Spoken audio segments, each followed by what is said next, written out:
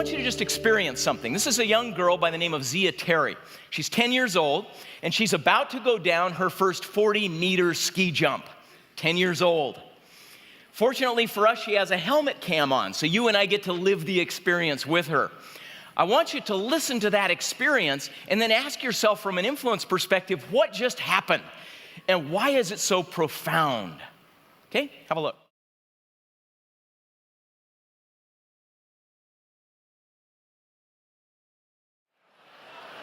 Now, what happened there? Clearly that was influence, but what was going on? What happened is the one thing that you and I are the most naive about. As influencers, what we understand is that motivation is a big part of change, but we miss the entire right side of the model.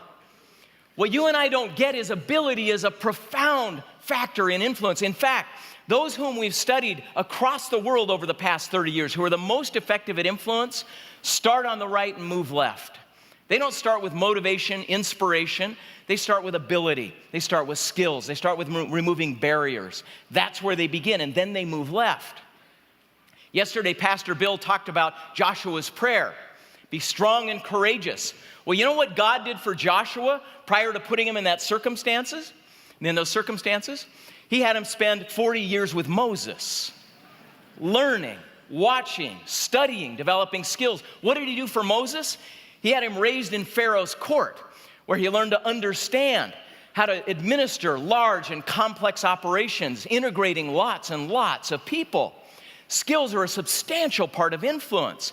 And they're throughout the Bible when we start to open our eyes to how God influences people's change. But you and I tend to believe that motivation and inspiration is what's required. What happened with Zia? Zia had the perfect enabling, the perfect efficacy experience. If you and I want more influence, we need to involve people in far more experiences of deliberate practice. What's deliberate practice? This is hands-on practice under realistic conditions. The practice setting has to approximate the real world. Here's the problem. I sit in your sermon, I get lots of great ideas, but you know what?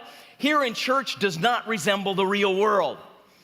And when I go back home, and my kids are out of control, and my wife resents me for traveling too much. I'm not trying to be too real here. And I'm in an emotionally bad place, and I'm about to lose my temper and be a very bad father or husband. That's the real world.